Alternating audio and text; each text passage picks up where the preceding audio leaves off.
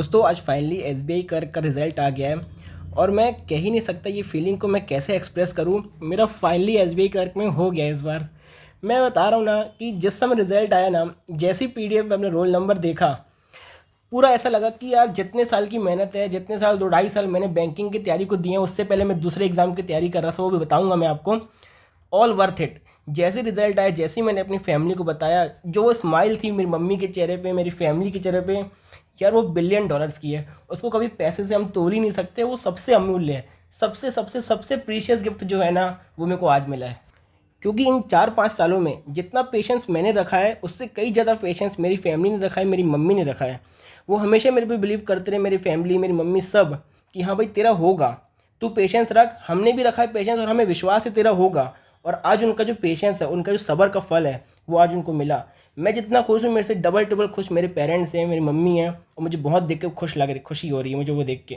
और जब मैंने ये चैनल शुरू किया था, आज से 6 7 महीने पहले मैंने ये चैनल शुरू किया था, और मेरे चैनल पे सबसे पहली वीडियो आरआरबी क्लर्क की, उस समय रिजल्ट आया था, आरआरबी क्लर्क में मेरा नहीं हुआ था।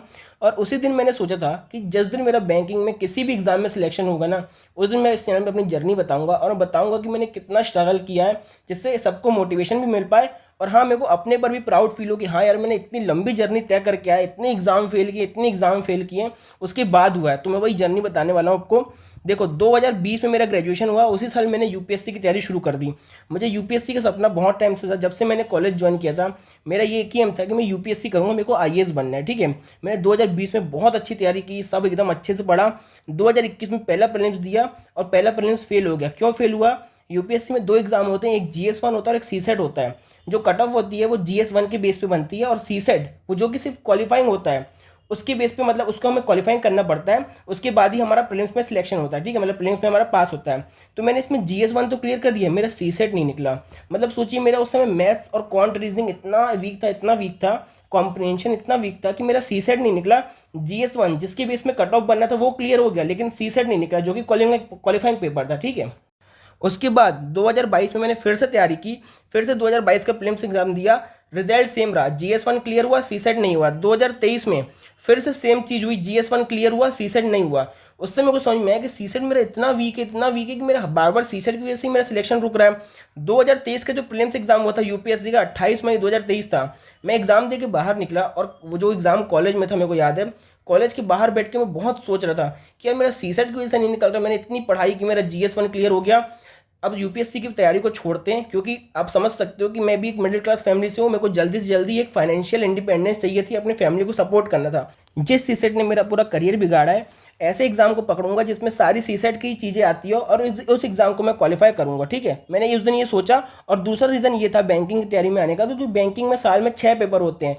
तो मुझे लगा था कि अगर एक पेपर नहीं भी निकलता है तो 6 बार मौके मिलेंगे, कम से कम पूरा साल एक बार तो नहीं बैठना पड़ेगा मुझे, जैसे यूपीएससी में बैठना पड़ा। इसलिए मैंने बैंकिंग की तैयारी मतलब उस समय डिसाइड किया कि मैं बैंकिंग की तैयारी करूंगा। ठीक है, जिसके बाद 2024 में मेरी बैंकिंग की तैयारी शुरू होती है, और बैंकिंग में मैंने इतना बार फेल हुआ, मैं इतने बार फेल हुआ, मैं पूरी लिस्ट दिखा रहा हूँ आपको।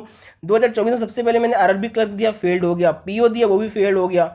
आईबीपीएस क्लर्क दिया, वो भी फेल, क्लर्क भी फेल। फिर नाबार्ड ग्रेड ए का एग्जाम दिया था मैंने, जिसमें मेरा प्रीलिम्स क्वालिफाई हुआ था, लेकिन मेंस फेल हो गया।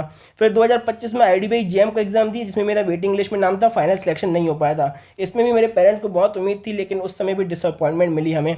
जिसके बाद फिर मैंने एनआईएसीएल एओ का दिया, वो भी फेल्ड हो गया। बीआईएस का एग्जाम दिया इसी साल, वो भी फेल। इस साल आरआरबी क्लर्क का एग्जाम दिया, पीओ का एग्जाम दिया, जबकि इस बार बहुत अच्छी तैयारी थी, उसके बाद भी फेल हुआ। और ये सारे एग्जाम ऐसे फेल नहीं हुआ कि बहुत ज़्यादा मार्जिन थे, सब में 0.25। जो ये क्लर्क का, आरआरबी क्लर्क का, ये तो 0.67 से रुका हुआ है। इसी चैनल पे मेरी मार्कशीट भी अपलोडेड है। जैसी रिजल्ट आया था, मैंने सारी मार्कशीट अपलोड की, आप जाके देख सकते हो। किसी में 2 मार्क्स से रुका है, किसी में 3 मार्क्स से रुका है, मतलब थोड़े थोड़े मार्जिन से मेरा सिलेक्शन रह जा रहा था। आईबीपीएस क्लर्क भी नहीं हुआ, आईबीपीएस पीओ प्रीलिम्स हुआ, मेंस में रह गया मेरा।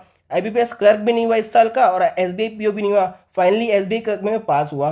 तो ये थी मेरी पूरी जर्नी। मैं सोच के बैठा था कि जिस दिन मेरा सिलेक्शन होगा, मैं अपनी जर्नी बताऊंगा। और मैं बहुत 6 7 महीने से मैं इस चैनल पे वीडियो बना रहा हूँ, तो जितने भी लोग इस चैनल में जुड़े हैं, एक फैमिली की तरह बन गए। मुझे आज भी याद है, आईडीबीआई जो एग्जीक्यूटिव एग्जाम हुआ था, आज से 4 या 5 महीने पहले, वीडियो मिल जाएगी आपको। उसमें मेरा सिलेक्शन नहीं हुआ था, तो मैं बहुत ज़्यादा डिसअपॉइंट हो गया था। और मैंने एक मतलब इमोशनल वीडियो भी बनाई थी, जिसमें मुझे बहुत सारे कमेंट्स आए थे कि नहीं भैया आपका हो जाएगा, नहीं सर आपका हो जाएगा, आप बहुत मेहनत कर रहे हो, इस बार नहीं हुआ तो अगली बार हो जाएगा। तो इसलिए मुझे लगा कि ये पूरी जो चैनल है, इसमें जितने लोग मुझसे जुड़े वो मेरी फैमिली की तरह बन गए। जिस तरह मैंने अपनी फैमिली को बताया कि हाँ मेरा हो गया है। मेरा एक कर्तव्य बनता है कि मैं आपको ही बताऊँ, आपके साथ अपनी गुड न्यूज़ शेयर करूँ। तो एक बार फिर से सभी का थैंक यू जिन्होंने मेरे को मोटिवेशन दिया उस समय, जिस समय बहुत मैं फेल हो गया था, बहुत डिसअपॉइंटमेंट फील कर रहा था, मैं बहुत अपनी लाइफ में लो लेवल पे था, बहुत लो फील कर रहा था। उस समय आप सभी ने मुझे बहुत मोटिवेशन दिया, बहुत सहारा दिया। तो आप सभी को फिर से एक बार big big big thank you and all the best. और मेरे साथ जिन लोगों का भी एसबीआई क्लर्क में सिलेक्शन हुआ है उन सभी को बहुत बहुत बधाइयाँ। और आप मुझे अपना रिजल्ट कमेंट सेक्शन में बता सकते हो। तब तक के लिए अब मिलते हैं बहुत ही जल्द नई वीडियो के साथ। तब तक के लिए गुड बाय।